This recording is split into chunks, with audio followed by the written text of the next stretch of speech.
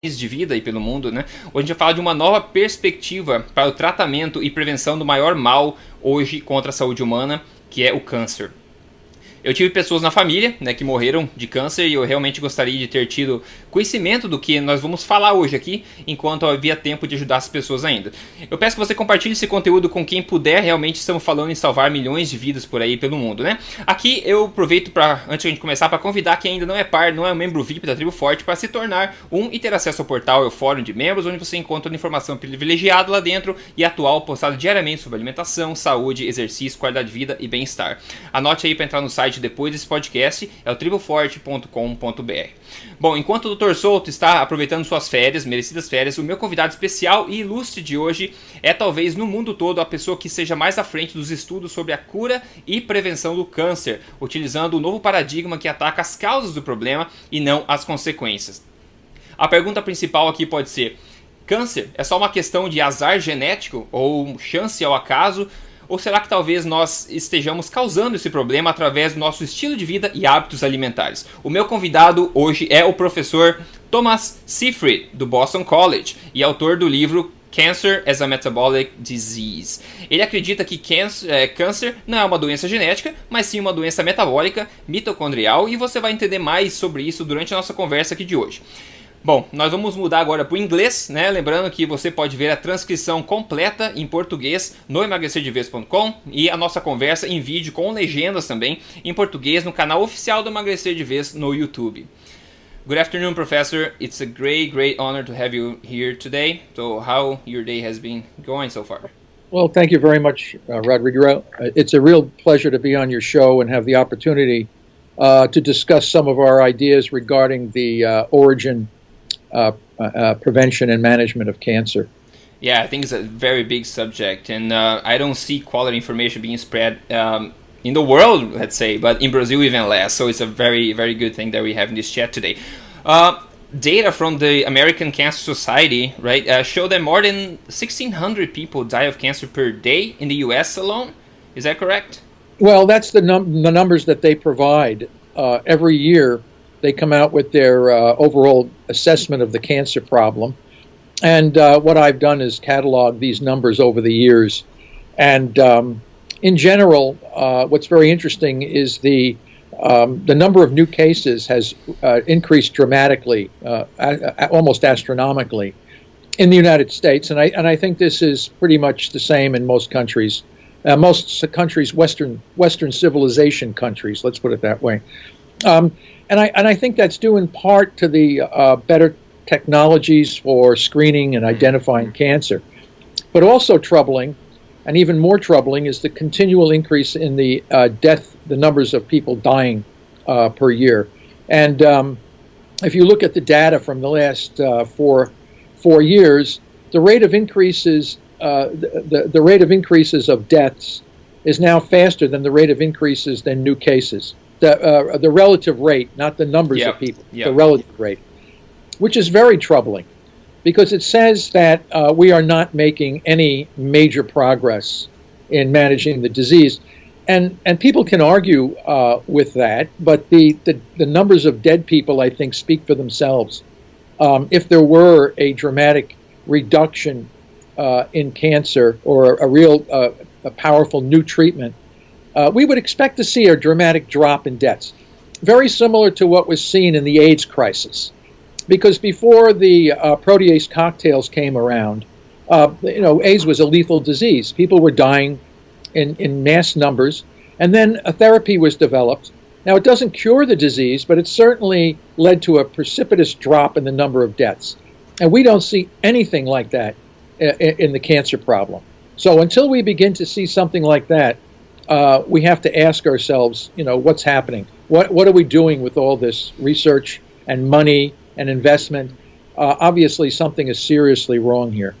Yeah, that makes a lot of sense. So we most commonly talk about obesity here, and I think it's the same thing. All the time you see new diets, new treatments coming, new medicine coming out, and we don't see the levels dropping at all, or any markers of metabolic disease decreasing. It's just increasing. I believe cancer is the same as you're saying. So the main paradigm right now it states that cancer is a genetic disease, right? And just a matter of bad luck. So the new paradigm, or the paradigm I believe you are in forefront of this, is the cancer as a mitochondrial metabolic disease, right? Which I think is very interesting. It's very difficult to ignore these type of things.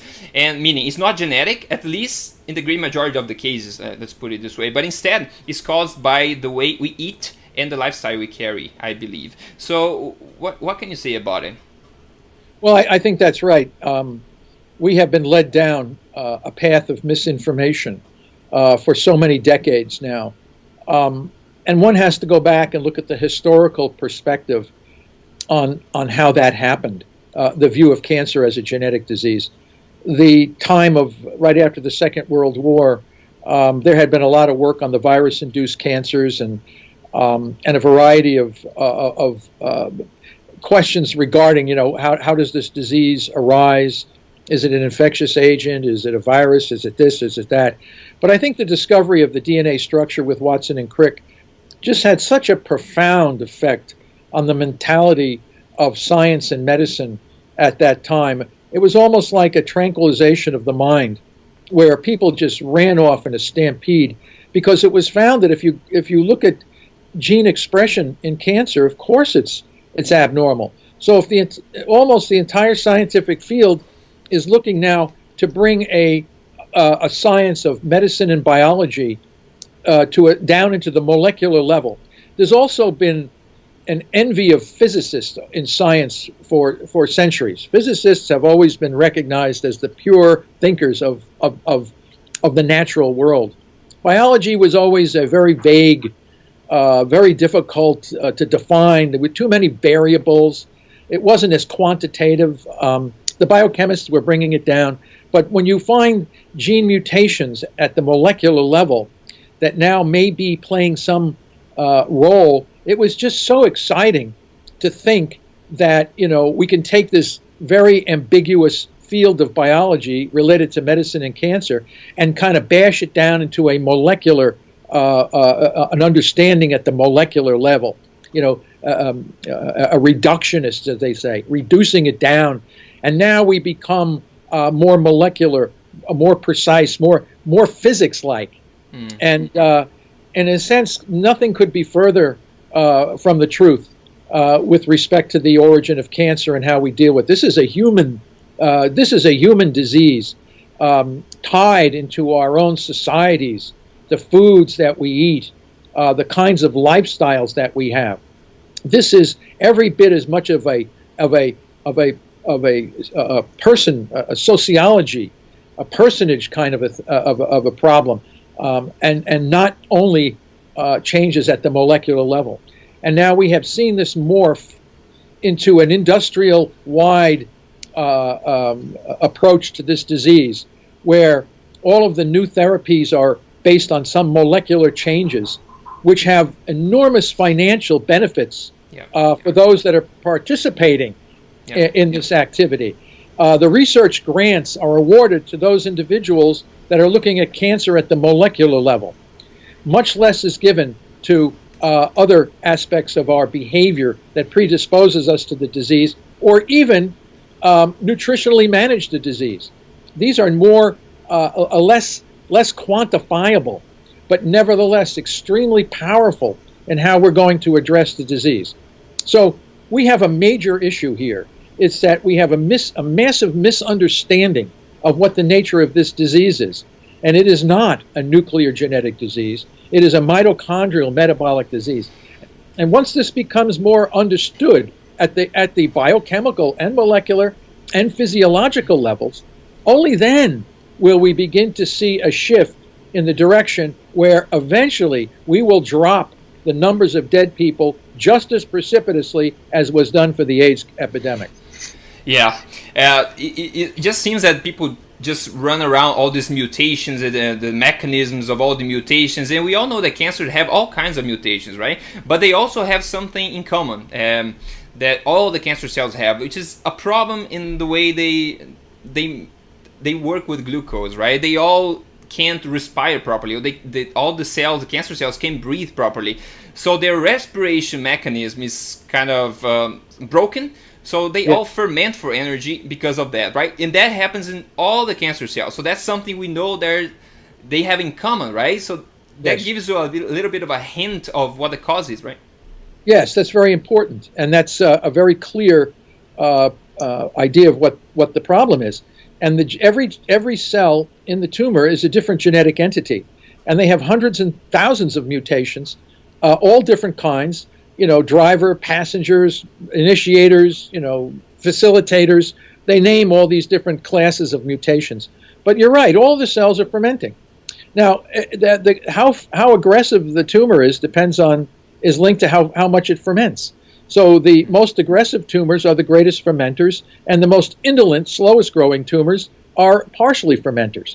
So no matter how you look at it, the question then is, why are the tumor cells fermenting?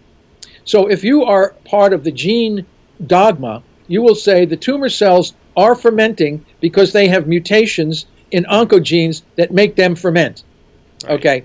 On the other hand, if you have damaged respiration, they are fermenting. And we know that when we stop breathing, lactic acid builds up in our body because our cells begin to ferment. They can't get oxygen. So they throw out lactic acid, just like the tumor cell. Now, the cancer cell is locked into this state of fermentation. So what kind of genetic changes would occur to lock in a cell in fermentation? And that is these oncogenes. So the oncogenes are essentially facilitators of the fermentation metabolism. But if you allow those cells to respire, the oncogenes turn off. So clearly the oncogenes are an effect. They're not the cause of the disease. They're facilitating the ability of that cell to stay alive because it can't respire effectively. And if it doesn't respire effectively, it either ferments or it dies. So these oncogenes are facilitating this locked-in metabolism. They're not the cause, because if you give them new respiration, the oncogenes turn off and they become normal again. So clearly they're responsive. They're not the cause, they're the effect. Yet this simple concept is almost impossible for the scientific field to understand. And they will find every kind of an exception based on a flawed experimental system to hold on to the idea that this is a genetic disease. So until that becomes changed, and where it's going to change is the lay people will make the change, not the top guys. They're locked into this. They're locked into the dogma, and it's very hard to break the dogma. So when I look at cancer as a mitochondrial metabolic disease with metabolic solutions, who would like the solutions? The cancer sufferers. The patients would like this. So the patients will put the pressure on the establishment to make the change, because the establishment's solution to this problem is a failed one. It's based on a flawed scientific concept. It's scary how similar it is to nutrition in general. You probably know that, of course. The dogma is just impossible to break, and I think it will take a generation to start changing. When the old guys start fading out, the new generation will not be able to ignore. And like you said, I think people, they're getting real results out of nutrition, or getting real results out of focusing on the cause of cancer that you're talking about. They're getting real results. So I think these people are going to create a demand for it, and people will not be able to ignore all of this. But for people that are new to this concept of cell fermentation, because I think this is key to everything, we talk about the field to cancer cells, right? So can you just explain to people that are new to it how a normal cell process energy and how a cancer cell process energy, so people understand better the differences? Well, I think the best way a good way to address that question is to think about the origin of life on the planet. There was a time on this